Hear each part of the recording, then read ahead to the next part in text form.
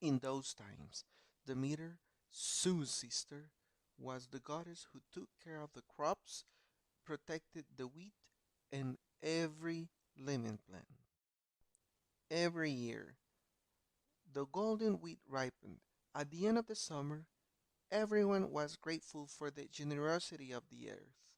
She lived in mountainous Lycia with her only daughter, Persephone, intelligent and beautiful. But suddenly, her peaceful and happy life changed violently. Persephone had gone out for a walk one day and did not return. Night fell and nothing, no signs from the young girl. Demeter was worried to death.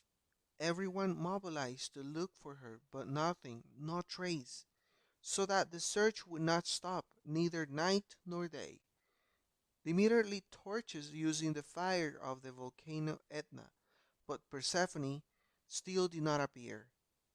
Demeter, in her distress, forgot the earth and its vegetation. Crops dried up, plants and trees died, and the earth became a wasteland. One day away from her disappearance, Persephone had been in the fields picking flowers.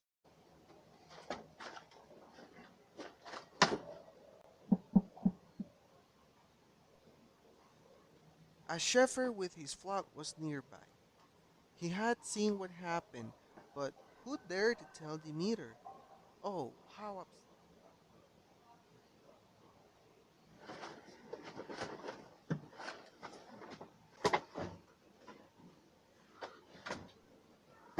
So the shepherd went to meet Demeter. Suddenly, the shepherd told her that a man had appeared driving a golden chariot, drawn by two black horses. He grabbed the young woman and rode away as far as he had come, until he disappeared down the cleft that had opened up a side of the mountain. The shepherd had not seen the man's face.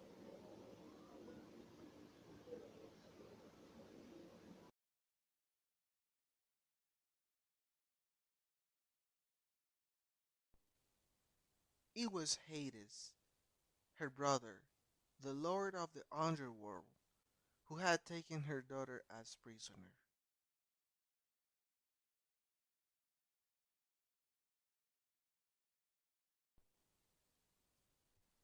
Demeter was very irritated against Hades, but also against Zeus, because surely he was aware of it, and he had consented to it.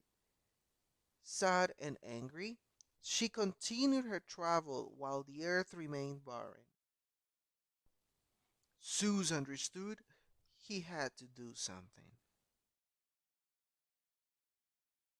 So he sent his son Hermes to hell to free Persephone, something that could only be possible if she had not eaten anything from the infernal lands, as whoever ate anything from the infernal lands would belong forever to Hades' kingdom.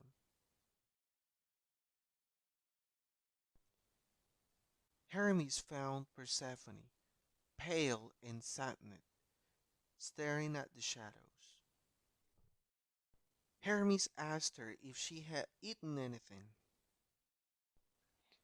I have eaten nothing since the day I was abduced, said Persephone. Every day they offered me delicious delicacies to tempt me, but I have eaten nothing.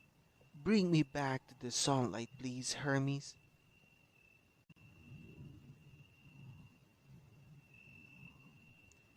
And Hermes carried Persephone to the surface, overcoming 1,000 dangers and obstacles.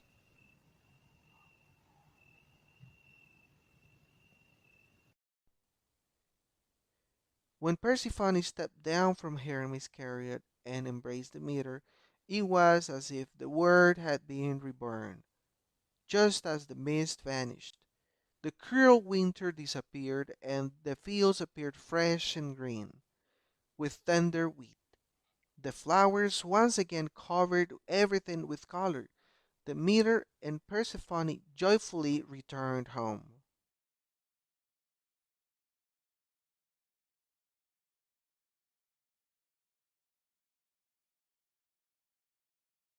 Their happiness was short lived. In the hells, Hades had summoned shadow and spirits, inquiring and asking questions.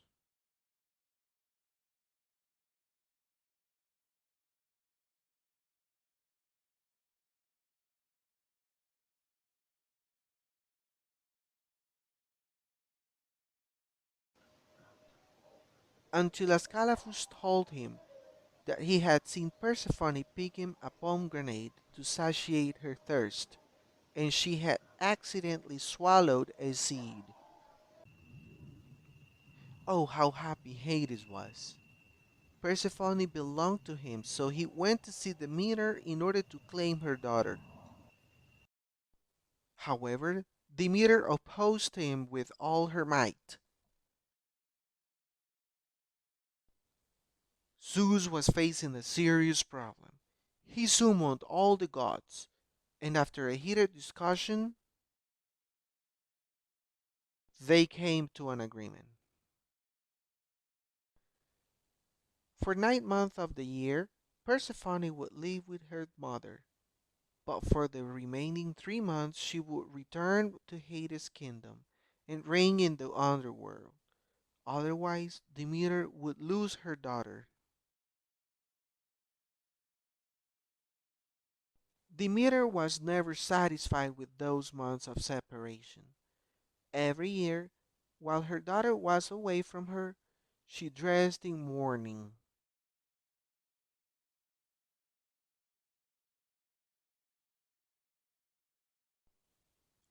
The flowers withered, the trees lost their leaves, and the earth grew cold and numb. Even the birds stopped singing.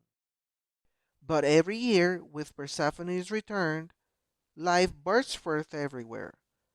Flowers grew in her wake, leaves sprouted, and birdsong returned.